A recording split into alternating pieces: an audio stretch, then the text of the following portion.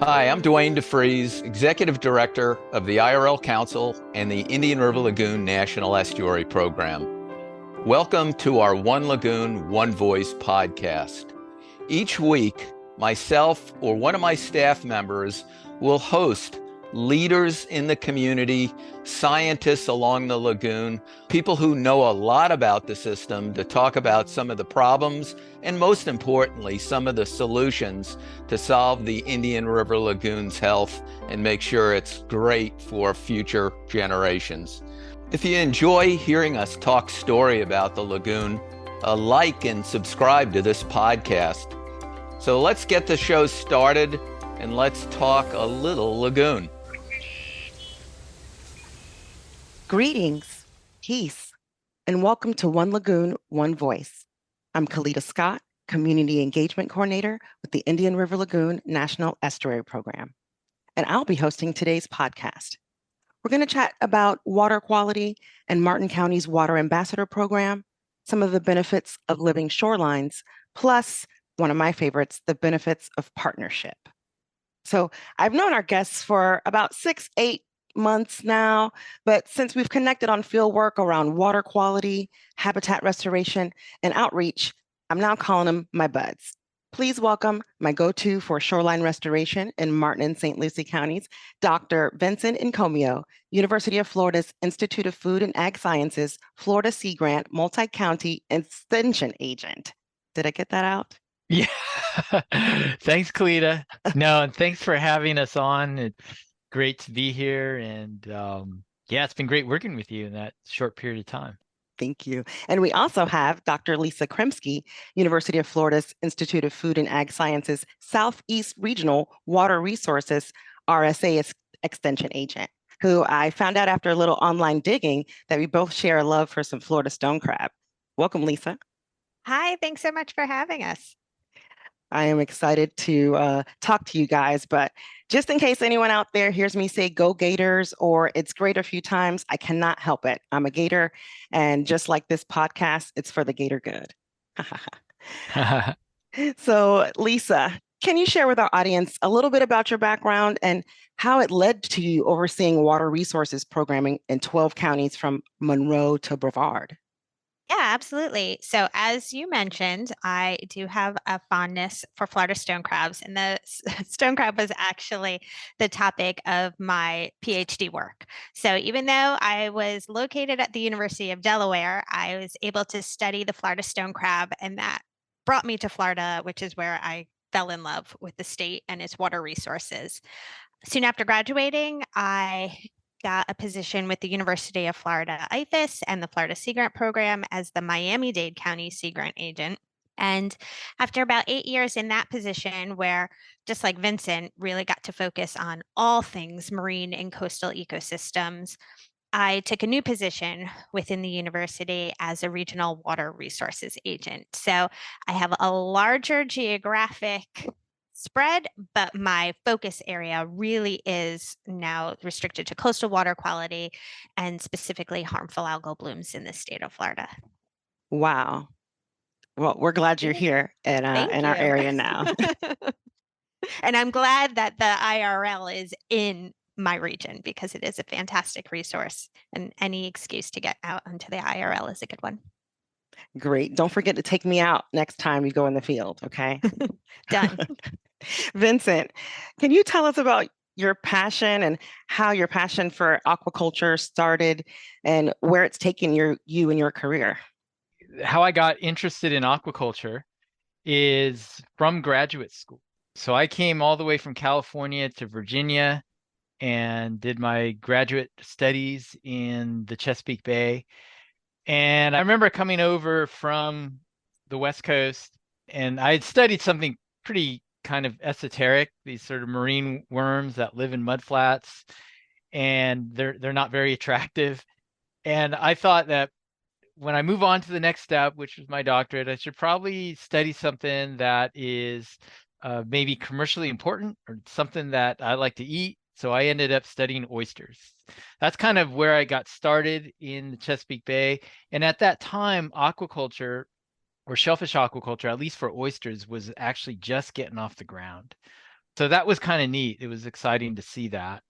And actually, when I moved to Florida, I sort of moved away from aquaculture, but I was still connected to oysters. When I first moved to the west coast of Florida in Fort Myers and got involved in a lot of oyster restoration efforts. So natural restoration of natural habitats, like oyster reefs and things like that. And that kind of continued on from there. And then I eventually moved to the East Coast of Florida after being there for a few years. And luckily enough, the organization I was working for was doing oyster restoration. And they actually had a shellfish hatchery there too. So we were kind of combining aquaculture technology with oysters, trying to restore wild oyster habitats in the Indian River Lagoon. Nice. Not quite Florida stone crabs, so maybe second. Not quite. Not quite. A little easier to get oysters than You're stone right. crabs. Yep. So one quick question. Are you guys like considered honorary Gators? Absolutely. We both are faculty members at the University of Florida, so go Gators. Go Gators. Yep. Okay, so picture it.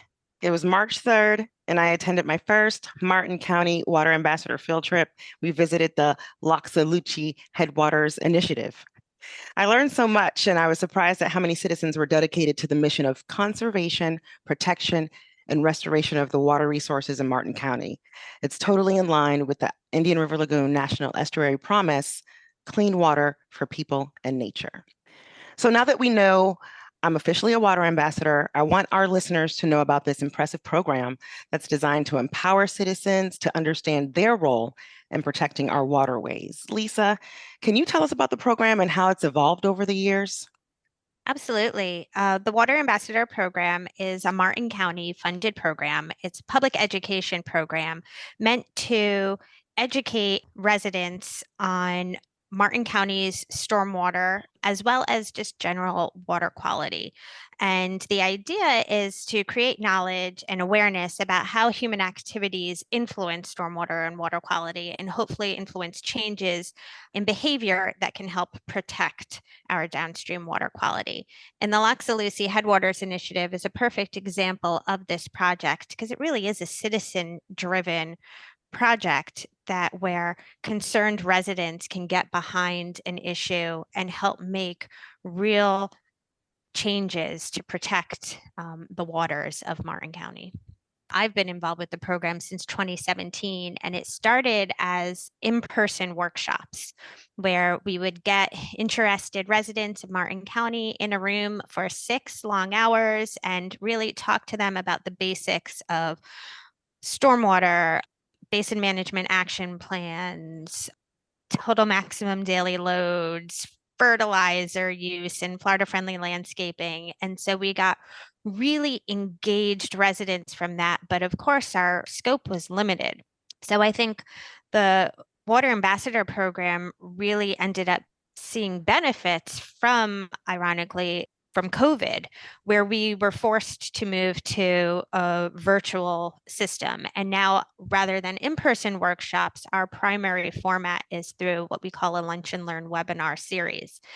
And this has allowed us not only to focus on those really important basics, but also to reach out to experts, not only within Martin County and the Indian River Lagoon region, but across the state, to focus on innovative research and management projects that are important to the region locally, regionally, and across the state. So we've been able to expand our scope in terms of what topics we can address, but also we've been able to expand our scope as to our audience and how many water ambassadors we're able to reach with this program. So the webinar series is the bread and butter part of the program. We also do have a youth component, which is run through the Extension 4-H program in partnership with them.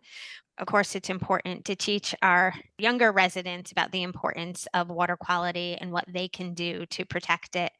And then, like the Loxaluchi initiative, we do try and get out at least 2 times per year on a field trip where we can really visit some of these on the ground projects and learn about them in real life at real scale and really get that deeper knowledge about these projects and what it takes to protect and restore water quality in the state.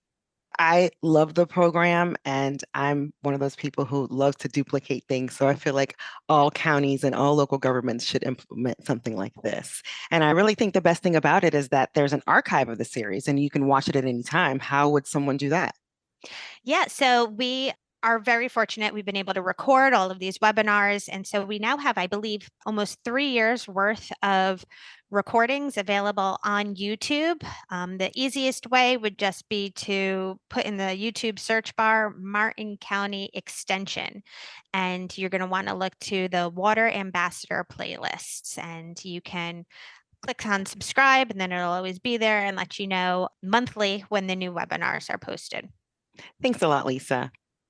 So we're going to talk a little bit about living shorelines. So historically, the efforts to protect shorelines have involved hardened structures like seawalls or bulkheads in order to dampen or reflect wave energy. However, shoreline hardening interrupts natural shoreline processes, reduces nursery and foraging habitat, degrades water quality, and it increases erosion processes. Hardened shorelines are often the default method of shoreline protection selected by property owners to hold the line along the edge of their properties. Vincent, we've learned a lot over the years, and just in case any of our coastal homeowner communities or construction company listeners are tuning in, can you tell us how living shorelines support resilient communities? Well, a living shoreline, the idea is to try to regain that lost zone, that interface between land and water. When you have a seawall, as you just mentioned, it's an abrupt transition from what's on land to the water immediately. And really the interesting processes that happen, especially with regards to nursery habitats, but also things like capturing runoff and providing a space where that water that is moving from land to the waters, to the estuary, can get cleaned. So we're trying to restore that intertidal zone, that transition zone between land and water. And one of the ways that we do that is by installing natural habitats. So we might build an oyster reef that's just offshore of someone's property. And behind that, we'll plant native plants that are appropriate for that tidal zone, like marsh grasses, mangroves, those kinds of things. And that, as far as resiliency goes, if you're increasing the width of that shoreline, you're increasing that physical space between water and land. So you're increasing that buffer. And ideally, over time, as those habitats grow and thrive, you're providing more protection, and you're also providing more flexibility. So shorelines move, they migrate back and forth. And when you have a seawall, you don't have that capacity anymore. And because that fixed point that a seawall creates is fixed, then we've got things like sea level rise and the increasing amount of storms that are coming with climate change and all those impacts. That line is rigid and doesn't change, and it can't change as our conditions change over time. And ideally, with the living shoreline, that's going to give you that flexibility where you have that capacity for those natural habitats to increase the resiliency of your waterfront. So Vincent, can you tell us, what is a living shoreline? Basically, it's a shoreline restoration strategy to replace or supplement our sort of gray infrastructure that you alluded to earlier with seawalls, bulkheads, things like that, and replace that with, or augment that with, natural elements. So green infrastructure like oyster reefs, like shoreline plantings, like marsh grasses, mangroves, those kinds of things. So having that green infrastructure along your shoreline is what the goal of a living shoreline is. Vincent, I know that there's some cool technological advancements that National Estuary Program has funded. Tell me how technology plays a role in the work that you do with living shorelines. Well, there's been a lot of work on studying how our shorelines change, and that it's not high technology, but there's been more advances in the different kinds of reef structures that we could put on a shoreline, particularly with regards to some of the recent work that's gone into removing plastics from some of our oyster restoration strategies, using marine-friendly concrete formulations that can encourage settlement of marine organisms like oysters and mussels and barnacles and things like that. And then also just taking high-tech approaches to study our shorelines. I'm working with some scientists from UCF and another from FIU. We're collecting data on shorelines and using that data to input into their computer modeling to determine where are the areas that are most vulnerable to erosion and what kind of strategies could be employed to help make those shorelines more resilient, and hopefully taking those greener strategies like living shorelines as part of that process. Do you have like a success story? Like, where has it worked out? Has there been a great marriage of a homeowner who was willing and the right conditions? Tell us how that works out and what someone would need to do to make that happen. Yeah, there's been a few actually. And you had mentioned construction companies and waterfront homeowners. Mhm. We're actually really engaged in educating industry as well as private residents on these kinds of practices, living shoreline practices, shoreline restoration. And we've been doing that in a couple formats. One has been this living shorelines training for marine contractors. So we're trying to bring people in from industries to learn about these techniques. Nice. And the other course has been our Master Naturalist course, where homeowners might take this course to learn more about not only the different kinds of approaches to make their shorelines more resilient, but why that's important. You know, what are the ecological benefits those different estuarine habitats provide? And we've seen a few success stories in the recent years. Recently, we've had a homeowner right here in Martin County. He contacted me and he was building a home on a portion of the St. Lucie River, and he was worried about coastal flooding. So he was worried about king tide flooding. He was worried about where to place his home that he was going to build there. And he didn't want to build a bulkhead which is in a seawall, which was typical of his neighbors' homes. So I suggested some native plants that he could plant along his shoreline. He contacted a local environmental consultant who was well versed in that practice, and it's thriving now. And whenever it floods, the plants are resistant to that salt water or that excessive flooding. And when those floods go away, those plants are thriving and providing more protection for his home. There's another resident who also in the St. Lucie River who a number of years ago approached me about, again, the same thing. She was seeing a lot of erosion on her shoreline at her home and did not want to take a traditional gray infrastructure approach. So we ended up constructing oyster reefs just offshore of her shoreline. She worked with a landscaper to install native plants, a landscape architect that contributed to the design of everything. So not only was it ecologically beneficial, but it was aesthetically pleasing as well. And that's been going strong for a number of years now, probably about 6 years or so. And then even going further back, I've worked with a property owner who owns a local motel along the Indian River Lagoon in Jensen Beach. And we combined oyster reefs with marsh grass plantings on her property. And it's made it through 3 hurricanes. I think going back to Hurricane Matthew, Hurricane Irma, and then the most recent ones, Ian and Nicole. So actually 4 hurricanes. And that the edge of that shoreline is significantly further out compared to her neighbors. So at least another 15 to 20 feet. And it moves it back and forth with tides, with flooding, but it's held in there since that one also was since 2016, I believe. So those are some really nice success stories for how industries and homeowners can work together to do something new.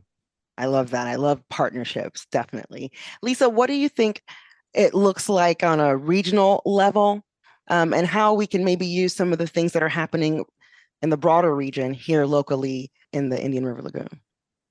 Yeah, I think issues that are happening locally in Martin County are very similar to issues that are happening in the broader Southeast Florida region, including the wider Indian River Lagoon.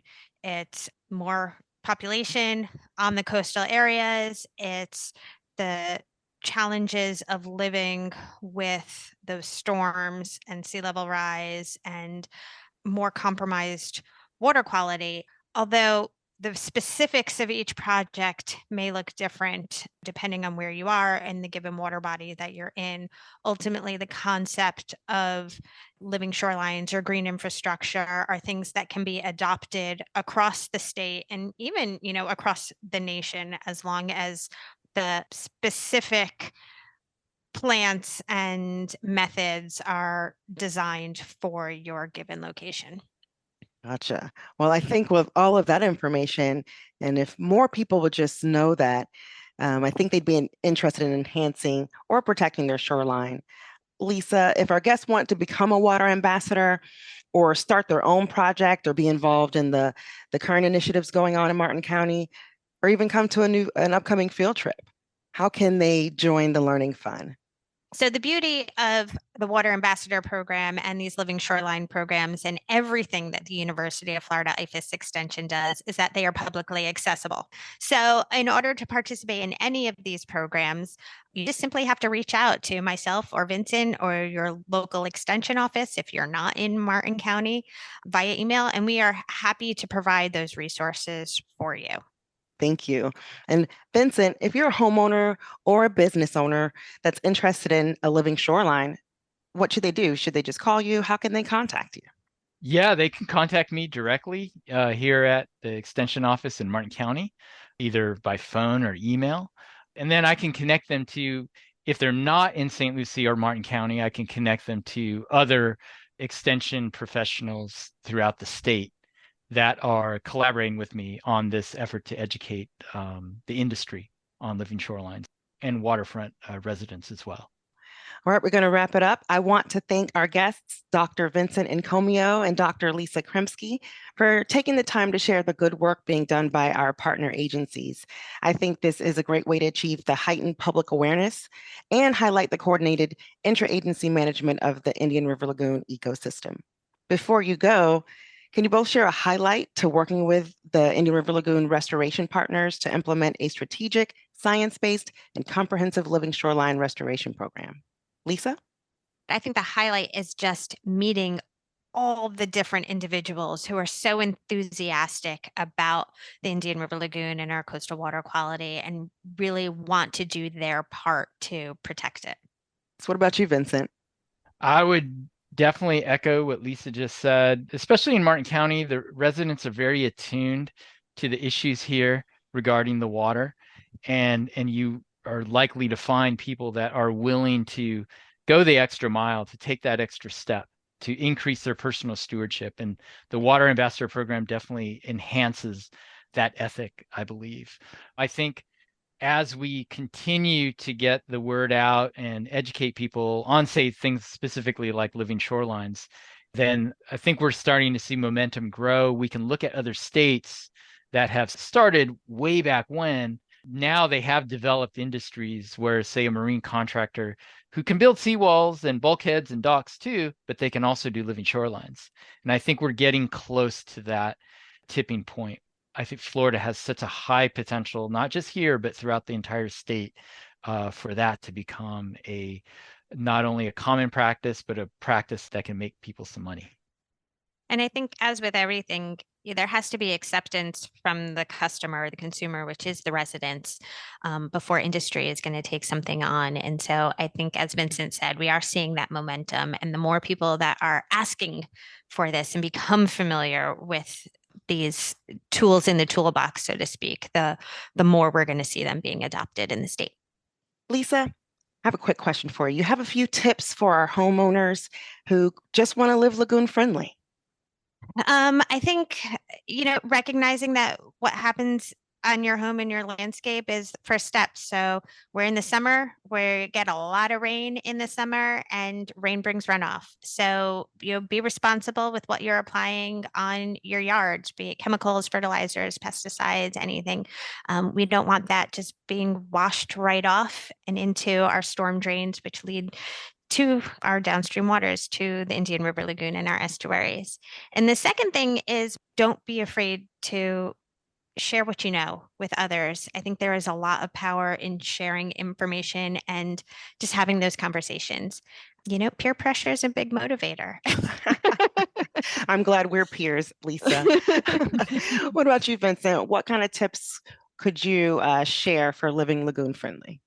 I think these are maybe a little bit more advanced, but or take a little bit more effort, but I think they're important. And we teach this in our original Water Ambassador format.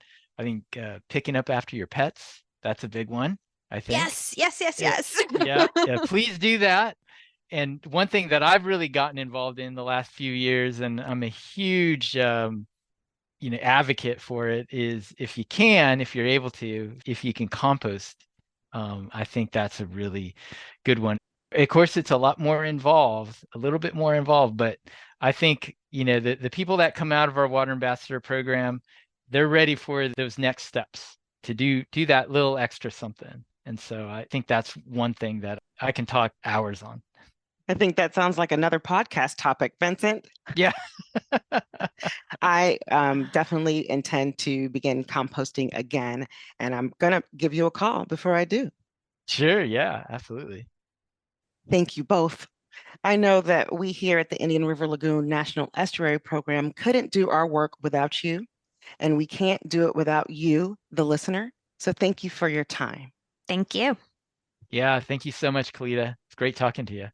If you enjoyed these discussions about the Indian River Lagoon, please like and subscribe to this podcast. To learn more about the Indian River Lagoon National Estuary Program, how you can get involved in volunteer opportunities, tips on living lagoon friendly, or to support lagoon restoration by purchasing One Lagoon merchandise, visit us at onelagoon.org. Another great way to support lagoon restoration efforts is to purchase a newly redesigned Indian River Lagoon license plate, which has raised over $8 million for lagoon restoration since its inception. And to stay informed about lagoon news and upcoming events, follow us on Facebook and Instagram, all at One Lagoon. I'd like to thank everyone again for listening.